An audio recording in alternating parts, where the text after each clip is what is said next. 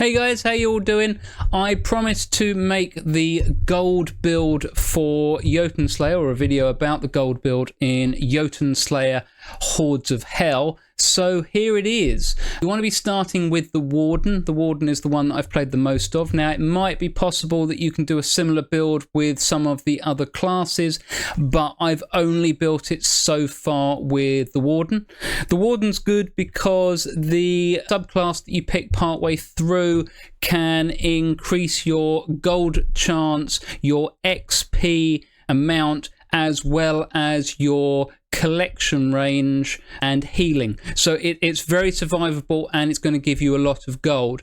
The three gods that you want to pair with this Warden is Freya. I really like Freya. She can give you some good health benefits, some additional gold benefits, which is helpful. And I really like her Divine Wave. That's the big circle around her. And if you want to unlock level 4 for that, that's going to be useful for you for clearing.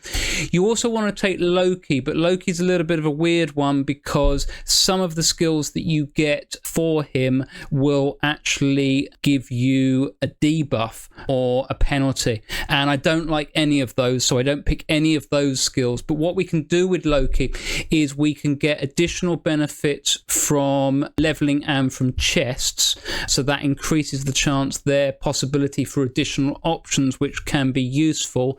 And then once you've taken everything that you want from him, you can actually banish him if you've got any of those. So save your banish for once you have your three gods picked, once you've picked everything from Loki that you want. I don't even take any skills with him. There's one where you're shooting a single target. That's the spark skill.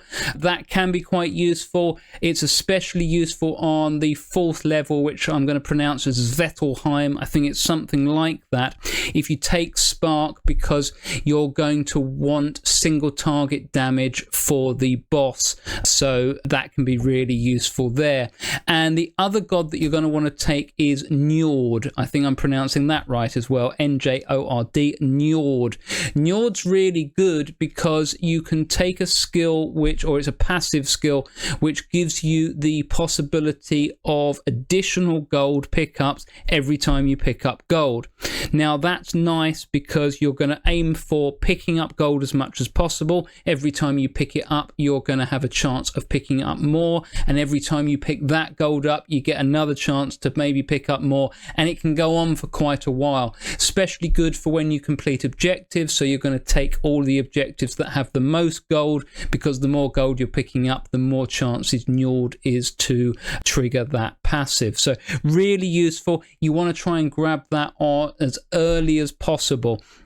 So if you can get into Njord first and grab the additional gold, that's going to really help you. I think Freya has the skill whereby every time you pick up gold, you can get healing. So that's going to stack really well with that.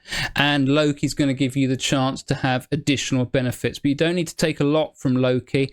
Like I said, probably not going to grab any skills. Maybe you can grab a couple of passives there. There's healing passives. There's treasure passives. Gold passives. You can take any of those if you want to grab them, and I'm just noticing that you can actually receive instant gold reward instead of a passive skill. That might be something to play around with later. I've only just noticed that in the skill shop, so that could be good. There's movement speed buffs as well. But you don't want to take much from Loki. Banish him as soon as possible. It's nice if you get your three gods and then use your banish on one of them, because now you're only ever going to be given the chance to pick from your class and the other two gods. I was using the blasphemy earlier on in order to get rid of one of the chances, but I realized it's better to save it and get rid of Loki once you're done with him. You really only need to pick the two passives, and that's an increased chance for more rewards. If you want to grab a couple of others, you can play around with that. I suspect some of you are going to perfect this even more than I have. So if you do, let me know in the comments. But anyway, Loki, you just grab the extra things and then you banish him, get rid of him, blasphemy him. So now you're left with Njord. Njord's got a passive that you can unlock in the skill shop that will use 2 ores to do damage and knockback. That's quite useful, especially if you're going to go with the Freya skills of maybe Divine Wave. I think that's the best one. And then Freya's sword can be useful. That's another area of effect. And then if you want with Njord, you can actually unlock in the skill shop a brand new auto cast, which is the water bubble. Take that up to level 4. That's going to give you a protective casing, and then because you've gone with the Warden class, then it's quite useful to take the shield wall and then whichever one you prefer. I'm still playing around with it. I like the idea of the oscillating hammers. I don't think it's actually as useful as I want it to be. Seismic shock can be good, although that's going to be slightly away from you when it does damage. But anyway, your main build is going to be aiming for those 3 gods. It's Freya, it's Loki, and it's Njord, and you're taking the Warden class. Those are your 4 picks. Once you've got 1 picked from each god, then you're not going to be presented with any options from the other gods. That's useful. And if you can get Loki done really quickly with the benefits from rewards, 2 points in that, and then blasphemy him so that you don't have him anymore.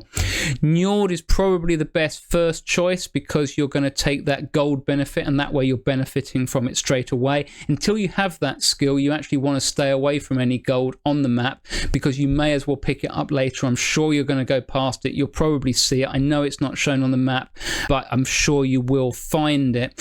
So you take that from, you're now getting additional points additional gold. Once you've got that, you don't really need the gold health yet from Freya, so you can actually focus on getting your 3 auto cast. Again, it's probably 2 from Freya, 1 from Njord, so you're still free to get rid of Loki if you grab those benefits by now. If you haven't, then you're going to have to keep him around. Excuse me. So you've got your autocast pick. You're now down to passives. The additional damage with class skills and with god skills that you can pick from the Warden, they seem to vary. They seem to go a really long way. Makes a big difference. And whenever I'm picking chests, I will go XP first if I get the 50% of level. I like that. I think that's really good. Also, you've now got the additional benefits that you might get 2 rewards because of Loki. You can also buy more in the skill shop to increase that, but you'll be getting to, you can potentially get an entire level if you get P on both. I like the class and the god skill damage boost. You get a flat 20% that does stack, so that's worth picking throughout. I don't really like to pick up the gold ever in chest because the gold in chest doesn't drop, and because it doesn't drop for you to pick it up, then you don't trigger the Njord extra gold, so there can be some issues there, so don't worry about that. Flat damage is really good. Like I said, the XP is probably the main one to go for, and if you're not getting presented with either of them, then possibly a class skill or a god skill upgrade. Seems to really work very well, but it's all about picking up as much gold as possible. Once you then get your subclass, like I said, it's the first option that you get, the far left option, which I think is just called Adventurer. So you're literally playing the Warden Adventurer build, which is all about gold, and then Njord's going to give you extra. I think Freya can give you the option as well that every time you level you get gold, and that gold does appear on the map, which therefore you have to pick it up, which then gives you the option of, or the possibility of triggering Njord again. So you've got some really good options here. Let me know what you think of the build if you try it out. If you perfect it at all, or you think you can do better, then please do let me know. We're talking maybe about 1,000 gold here that you can get with this. Maybe 1,000 gold on a standard insane run. You can add in a couple of modifiers maybe, but I think I'm getting 200 or 300 at best with the other classes, but it's 1,000 every run with this Warden Adventurer, and that makes it really easy to unlock more skills in the skill shop. Once that's all full, you can drop this build and then what you're probably going to be doing is looking to get through insane runs with all 6 modifiers. So let me know what you think about the build if you try it out. If you've got any better builds or suggestions for me, then please put them in the comments. And if you'd like to see more of these videos, then please do subscribe.